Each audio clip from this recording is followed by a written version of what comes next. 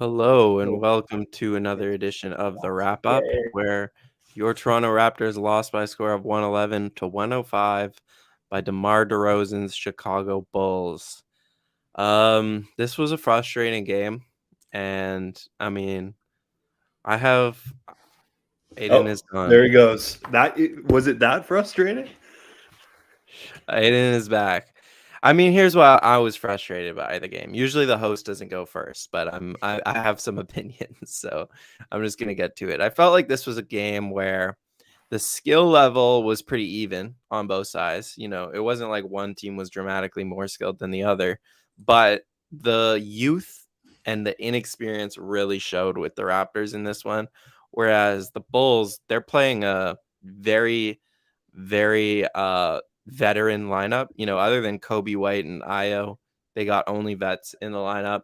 And the Raptors are playing a really young lineup. And I just thought this was a game where the Raptors kind of shot themselves in the foot by making these mistakes again and again, whether it was the free throw line shooting, which was terrible, whether it was just missing 50-50 balls, stupid fouls, all the stuff like that. Before we break down the end of the game, which we're gonna get into some film. Kyle, what did you think generally about this game? Why were you not as frustrated as me?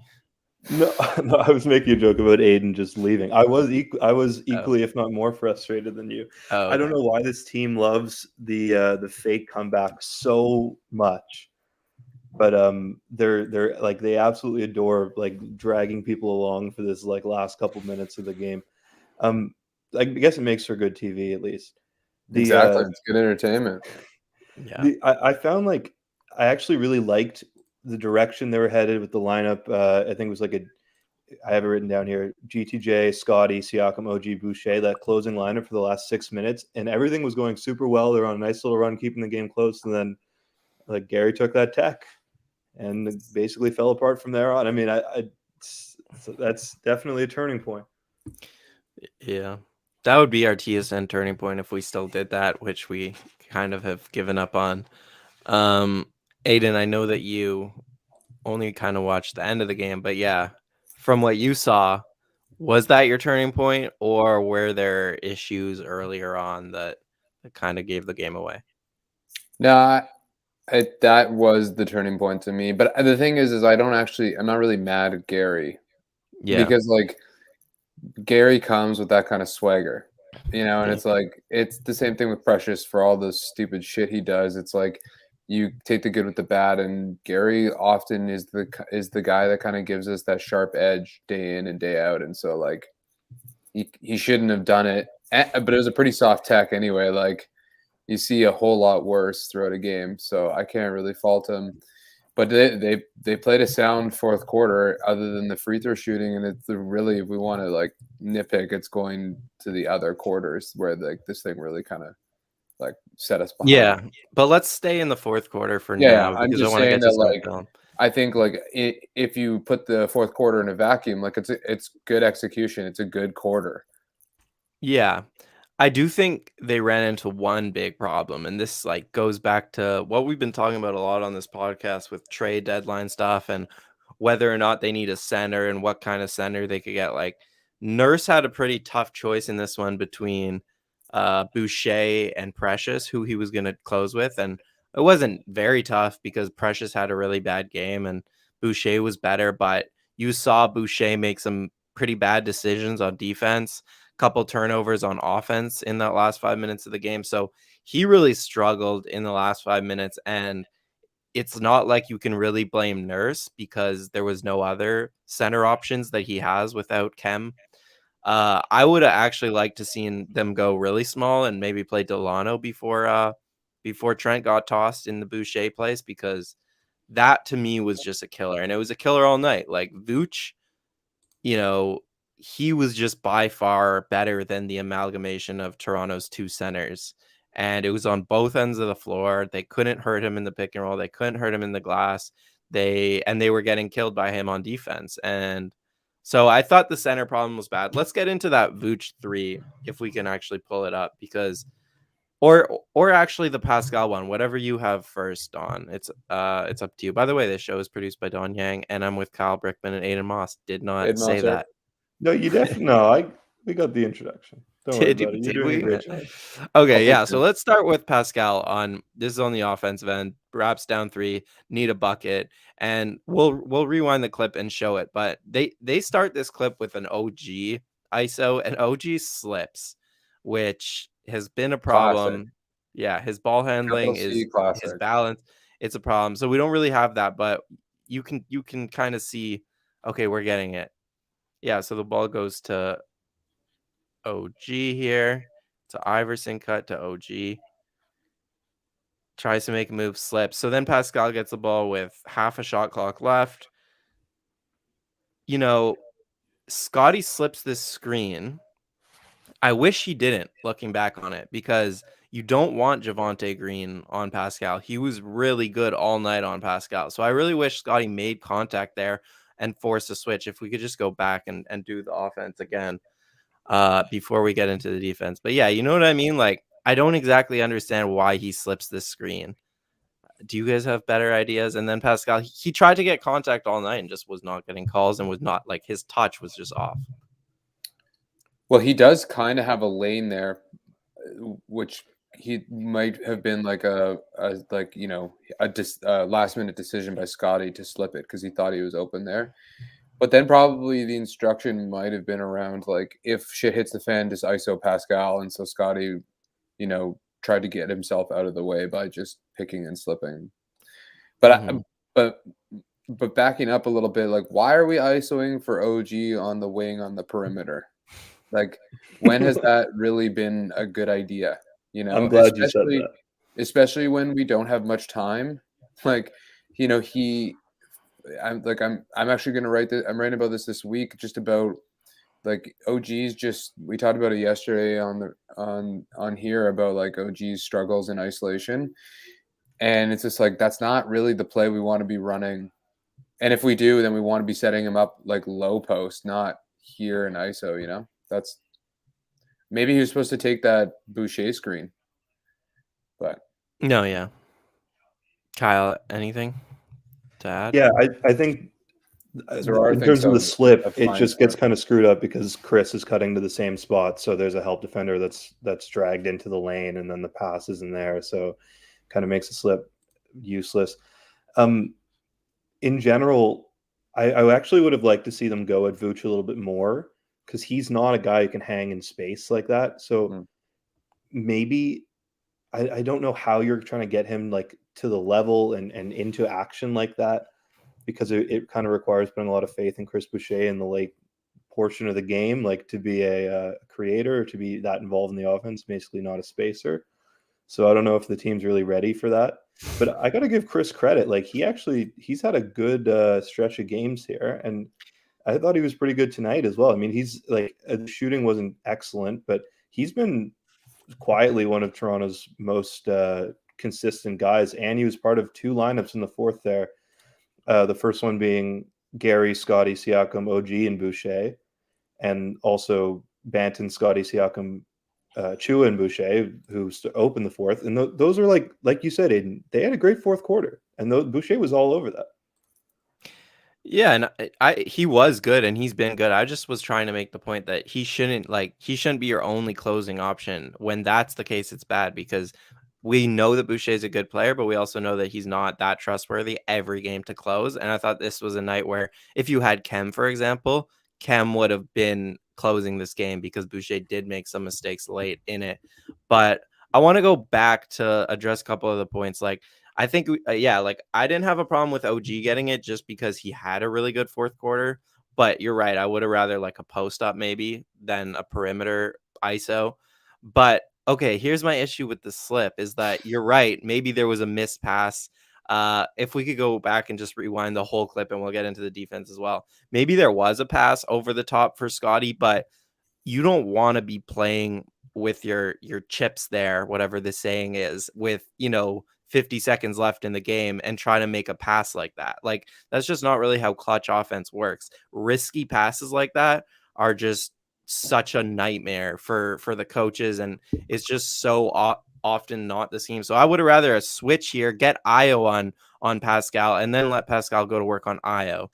But that's how I saw it. But let's get into the defense, because this was way more frustrating to me, at least. Like, I get it that you want to be aggressive and double DeMar, but if you're gonna double DeMar, They actually almost triple him. exactly, and then if it has to at least be like swing, swing 3. You can't let Chicago get away with an easy Vooch 3, which is literally the guy on the floor who shot the best from 3 tonight. Like, I would have rather Zach LaVine maybe even over Vooch in a game like tonight, just considering the rhythm they were in. So you let the worst guy get the ball wide open, first pass. Like, how does that happen? That's, Anyone? I mean, I don't know if You that's a want me to rotation. answer that? I don't have an answer for that. I mean, I think I don't know if it's like if you watch Banton, he's face guarding Levine, right? So that might be a miscommunication where they told Banton to face guard Levine, and then but he missed the rotation. You know, like maybe he's supposed to be rotating over to Vooch, and then OG is supposed to be rotating, and then follow suit. So that might have been a Banton error, which is like, okay, let's blame Gary here because Banton's not supposed to be closing out the end of the game in a clutch possession. But there's definitely a misread somewhere here because I don't even know where Scotty's coming from. I guess he's supposed to be guarding Green in that possession, but you can't have him and Boucher coming there, especially where Scotty's in no man's land for it. I think you got it. He makes this 45 cut. OG's there. OG should be the guy to take away the cut. Banton goes with him, Yeah, and Banton should have went to Vooch. yeah, Yeah. and that's just like He's a rookie who hadn't played in the last like 6 exactly. minutes. Yeah. And they might have told him to face guard Levine unless there's a double on DeMar and maybe or he just thought that was the right move, which it kind of is. Zach's the best shooter, right? Like especially if he's cutting, but I don't know. Yeah. Disappointing. Yeah, it's hard to blame. Like, Levine is the most prolific attacker of the basket, like on the floor at least, if not in the entire league. But Ben, I actually thought Ben had like really, I don't know what happened. There was such a weird lull where like he basically became ineffective because he was scouted, but he's back in like a big way. He's playing pretty like clutch time minutes. Like he's had a good little run here, and it's weird to think that like usually you hit that rookie wall, but he kind of like went into like a little rookie valley, and he seems like he's on the way up again. If he can just pass the ball into the hoop, you know, all the time, like it's going to make things a lot easier. I've actually never seen a play like that before. I've seen guys throw alley-oops and it go in, but I've never seen a pass or like a post entry lob that just goes perfectly in. He also jogs back like nothing out of the ordinary happened. It was very funny to watch. Yeah, it was great. I didn't even realize it was a 3 until the replay. But before we get into Banton and some of the other guys, because I do want to talk about him more, just lastly on the clutch, I like this comment. I like the cap lock. I like it all.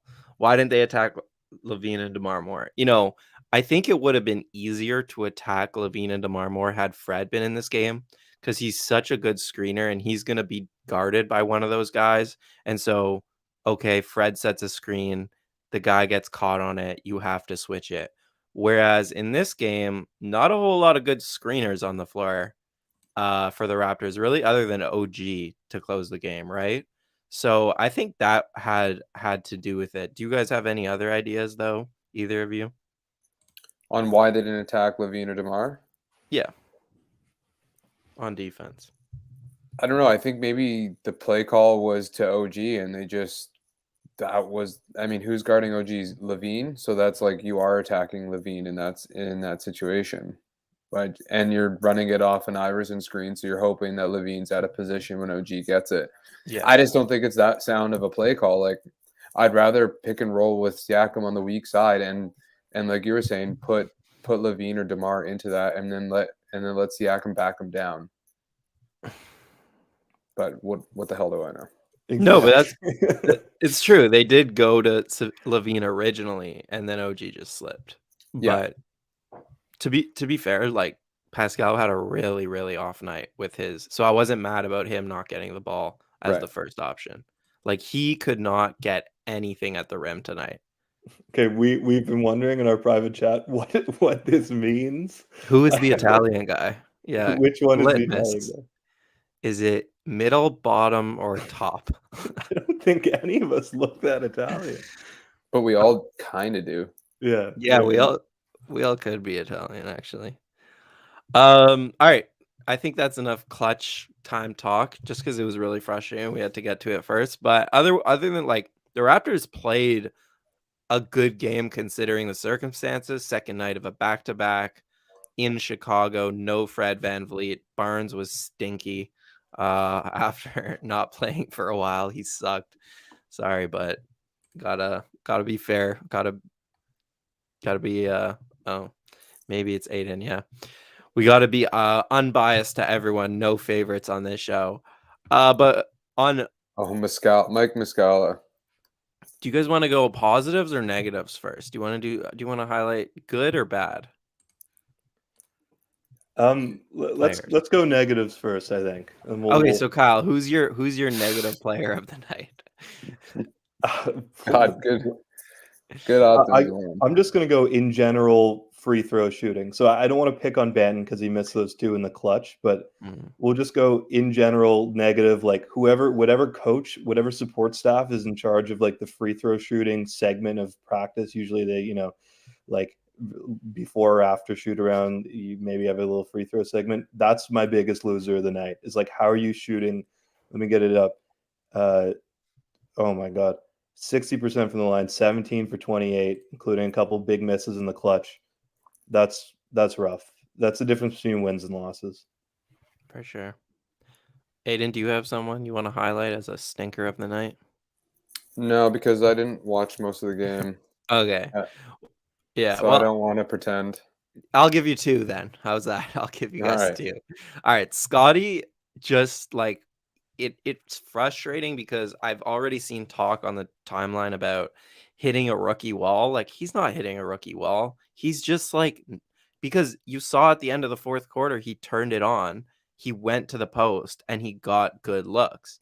And when he does that all season, it's been the same all season. He's good when he's aggressive, when he's looking at the basket, when he's putting guys in the post, and he's bad when he's just passing around and getting cardio. You know what I mean? Like, and he did that for the first like 45 minutes of this game. And so it was frustrating because you know that he's capable of so much more, but some games he just wants to be a facilitator. He just wants to get off ball. And yeah, like, I admit that he played really good defense on DeMar and he had some nice buckets at the end of this game, but that all came within the last 5 minutes of the game. And that's why, like, I don't buy into the rookie wall Bolsheviks. Like, he's just he's just a young player who is not engaged for 45 minutes or 48 minutes. His engagement comes and goes. I think that's the rookie wall. It's like more of a psychological thing about like understanding, like. But it was like that at the start of the season too. Yeah, yeah, you're right. And then so it's not a wall, but it's like a rookie like flaw in the sense that like there is a level of intensity and a level of competitiveness that you have to maintain for every single game. And I don't, from what I have understand by proxy, is that like you don't have to do that in college because you can thrive off of your athleticism and size or whatever else. And so like I think he's learning that. And you hear those stories of veteran leaders who teach you that, like teach you the professionalism in the game of like coming out and having that killer instinct, even in a shitty day in February in Chicago on a back-to-back. So like, I mean, like we can criticize it and we should, but I'm not really that surprised. Yeah, I will say, like, to be fair, if we're just box score watching, it doesn't look that bad. In fact, it looks like one of the better. Like, it looks pretty good. But I'm with you. He had a disappointing night, and I think that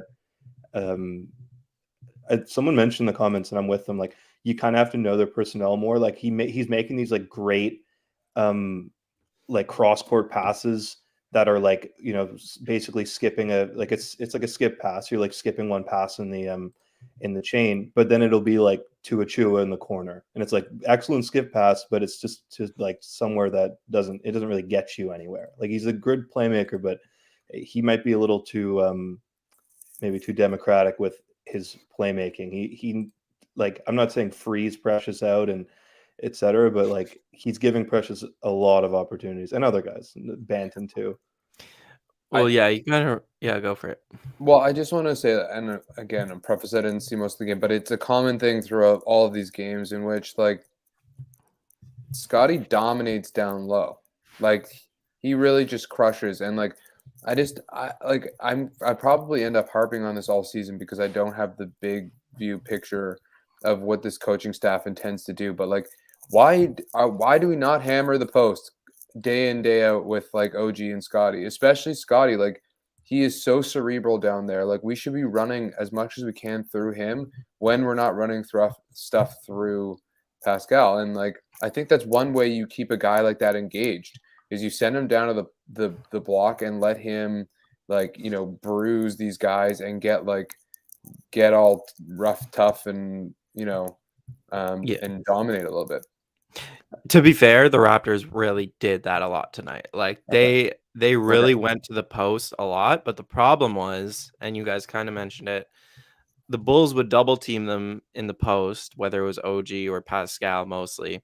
And the Raptors just didn't have the spacing or the requisite cutting to punish those double teams. So I thought the Raptors did a good job of hammering the post night compared to most nights. But yeah, the Bulls could just defend it, like at least for the first 3 quarters, because there was negative spacing. Like this was a game where spacing really mattered, and it mattered all season, of course. But without Fred, and against a decent defense, unlike the Charlotte game, this was like the best example I've seen this season of the Raptors just not having enough spacing to succeed. And yeah, like I also think with Scotty, you can say like, let's run a play for him in the post, but we have also seen that Scotty has the handle to initiate his own post up. So like, just do that. Like, I don't need Nick calling something from the sidelines. I just want Scotty to go do it himself once in a while, I guess, before it's the 4th quarter. Yeah, but he feels like the young guy that needs to be like corralled and like you need Scotty or you need Nurse to run on the floor and like push him into the post and like just post up, just get down there and put your hands up. Like he doesn't think in that aggressive nature all the time. Yeah, but I also think that's just part of the philosophical issue of this team, which is that they have 3 guys who really like to operate out of the post and nobody who likes to shoot. So it's hard to get all of them the requisite reps that they kind of demand. True. I think that is worth, like what you said is so perfect, because it's like, you're right. There's a bunch of guys who need to operate in the post, but the issue is that OG like is an excellent shooter, a great floor spacer. The only reason he gets post touches is because, as like, if the Raptors are in a situation where they need to get OG to create his own offense, he needs to be in the post. So maybe the solution is like, if there are a limited number of post touches, or if you can't operate out of the posts with OG because of the spacing on the floor, whether it be because of Precious or Scotty, etc. Like maybe the solution is OG fewer touches in general, or more, movement shooter touches, like little elevator, like those little like flare screens, etc., to get him going, rather than the post touches. Because even though he's incredible in the post, like it does mess the spacing up a lot. Yeah. OG tonight picked up his 3rd foul with like a few minutes left in the 1st quarter. Guess how many fouls he finished the game with? 3.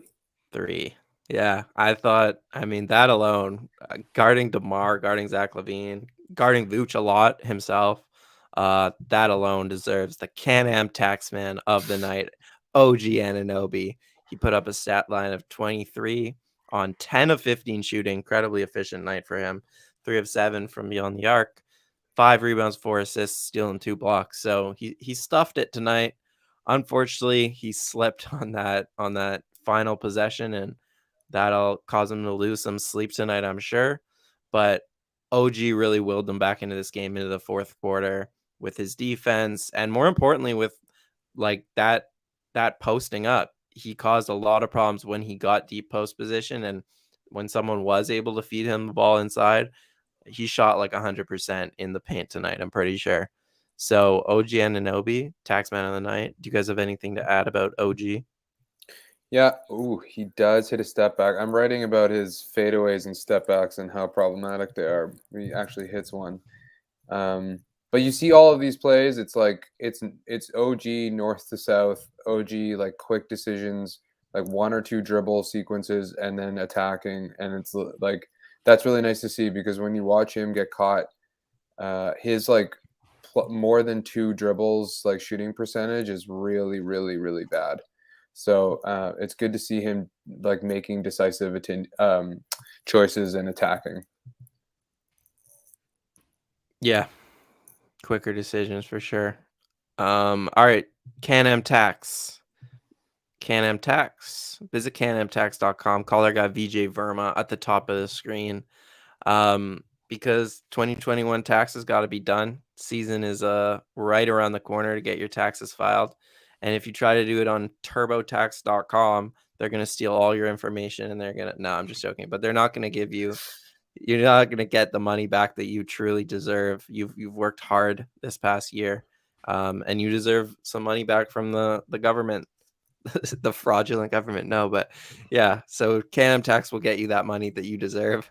So visit canamtax.com and get your money because you deserve it, and don't try to do it for free because you're not going to get the money you deserve. All right, that was hard to get through. You sounded natural. I liked it. Barely got through that one, yeah, before Trudeau cancels the show. All right, do you guys have anything to add about the game before we get into some film? I wanted to say should we talk about DeRozan for a sec? Let's get this. I mean, do we have any DeRozan clips? I thought it's worth noting, like he's a notable Raptor. Yeah, and he has taken such a big step in terms of playmaking that it's he's such a big step in terms of playmaking that it almost like it fills me with jealousy. Like where was that when he was on the Raptors? Like I think this iteration of DeRozan on those Raptors teams could have actually. I mean, take what I'm actually going to roll back that statement because I completely forgot about LeBron and him being in the East. But like, could have maybe taken an extra game off LeBron, I'll say, which is saying a lot because those LeBron teams are great. And it sucks. It always sucks to have, like, as a Raptor fan, have another team, like score a 3-pointer. But it stings when DeMar hits a 3 against us. Like that is just so funny, frustrating. Like I can't express like it. DeMar is like my favorite player of all time, so I just like love it. I don't even care if it's against the Raptors. I'm always rooting for him. But I have a question: where do you guys put DeMar on a list of all-time Raptors? Because I've been writing this list because Kyle's returning, so we're doing this list at Complex. Where would you guys put DeMar all time? Is he ahead of Kawhi? Is he ahead of Vince? Yeah, 2. Aiden? Okay, that's where I had him as well. And it was one before the last 2 years, I guess, with Kyle. Yeah. All right. Well, I thought someone would disagree with that, but no. Fuck. Yeah. No, like DeMar even on this team would be really great. Like I thought about that in the offseason when he was a free agent, but it's also like he's not going to come back here. And also I get it, they're a young team and everything, but yeah, he'd be fun on this team even with the lack of shooting. I think they'd be I was really going to say we do still have that spacing issue though that we just talked about. I don't think that's becoming any better.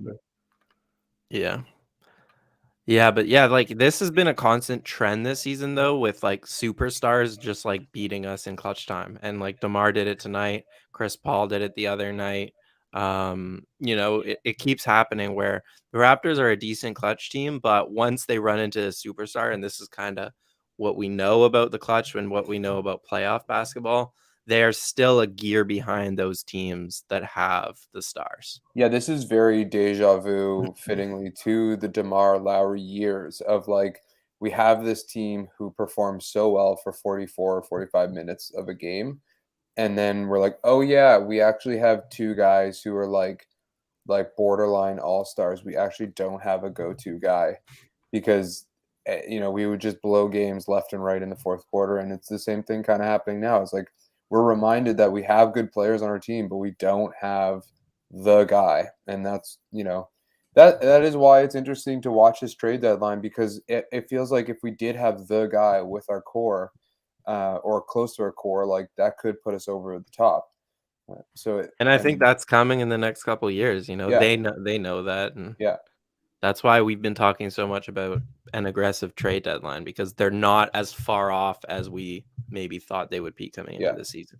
All right, let's is Sahal like on some sort of hallucinogen tonight, or what's going on in the chats? Alex Len. No, I like that. That's good.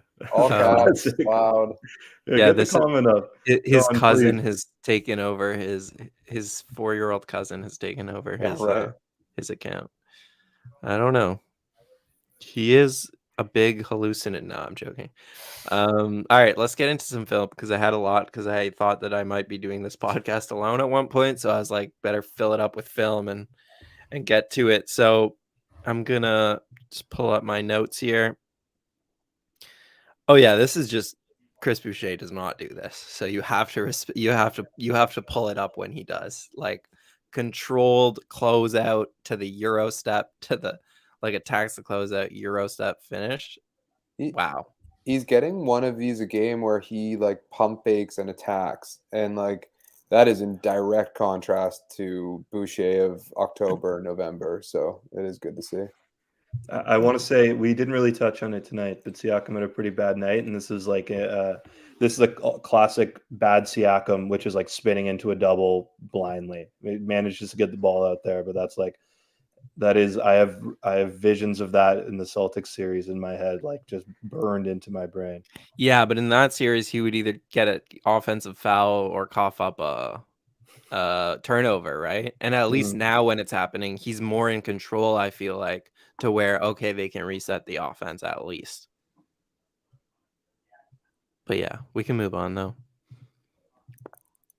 This is just, watch how they hound DeMar here. 15 seconds for the end of the quarter. Hound, couple hound dogs. Roof, no. And so they switch it. He pokes it out of bounds with 1.2 on the clock. That obviously makes it a really tough inbounds for them, and then they get nothing out of the inbounds, which I think we have here.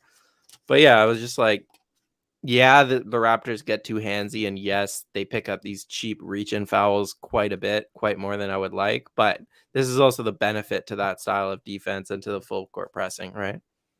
The kind of shit talk I love about Gary too, right? Like he's doing it to DeMar, he's doing it to Vooch. Like I love that stuff. It's like it's good for demeanor and morale. Yeah. Okay, that's all I wanted to show with that one. I was gonna. Oh no, we can move on. It's okay. Okay. Nice. Well, yeah, this is just Malachi Flynn. We're highlighting some of the guys who don't get highlighted on this show enough with Boucher and Malachi. This is just a really nice pass to, like, he passes it, he leads him into it basically. The cut hasn't even really started, and he leads him into the cut here. Is this where we bring Eric Flynn in as the guest?